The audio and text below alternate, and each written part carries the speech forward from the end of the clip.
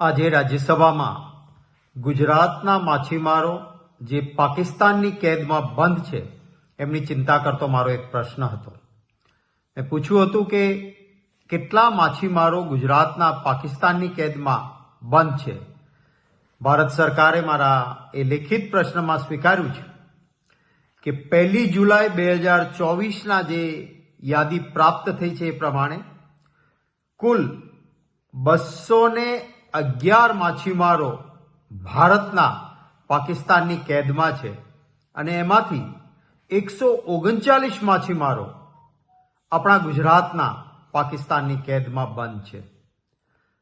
મેં માંગણી પણ કરી છે કે આ માછીમારોને તાત્કાલિક છોડાવવા માટે, કારણ કે ભૂલથી બોર્ડર ક્રોસ કરીને જાય તો પાકિસ્તાનના કાયદા મુજબ પણ સજા મર્યાદિત છે. એ સજાનો પીરિયડ પૂરો થઈ ગયો હોવા છતાં ત્યાં કેસ ચાલતા નથી, અપીલો ચાલતી નથી. આપણી સરકારે કાઉન્સિલર એક્સેસ આપીને આ કેસોનો નિપટારો થાય એના માટે પ્રયત્ન કરવો જોઈએ. એવી પણ મેં માંગ વડાપ્રધાનશ્રી અને વિદેશ મંત્રીશ્રી પાસે કરી છે.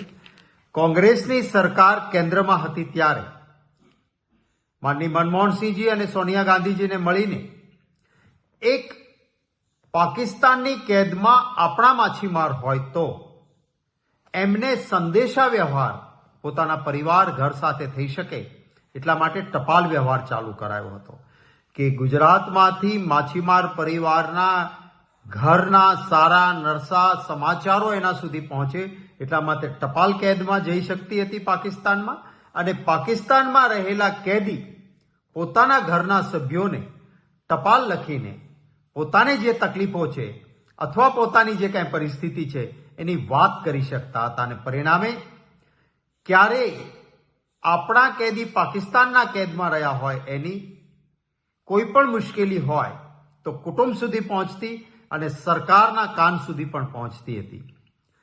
મારા આજના પ્રશ્નના જવાબમાં ભાજપની સરકારે સ્વીકાર્યું છે કે પાકિસ્તાનની સરકારે હવે આપણા ગુજરાતના કેદીઓ કે ભારતના કેદીઓ ત્યાં છે એની સાથે ટપાલ વ્યવહાર બંધ કરી દીધો છે. આવો એકતરફી ટપાલ વ્યવહાર બંધ ના થઈ શકે. આપણી સરકારે લાલ આંખ કરવી જોઈએ, 56ની છાતી બતાવવી પડે. પાકિસ્તાનમાં રહેલો આપણો કોઈ ગુજરાતી કે ભારતીય કેદી પોતાના ઘર પરિવાર સાથે સંપર્ક પણ ના કરી શકે. આ માનવ અધિકારનો પણ ભંગ છે. જરૂર પડે તો આંતરરાષ્ટ્રીય સ્તર પર પણ આ મુદ્દો ઉઠાવીને એકબીજા પરિવાર અને કેદી વચ્ચેનો, કારણ કે આ કોઈ આતંકવાદીઓ નથી, ભૂલથી માછીમારી કરતા સરહદ ક્રોસ કરીને ક્યારેક ન કરી હોય તો પણ પાકિસ્તાન મરીને ઉઠાવીને લઈ જાય છે.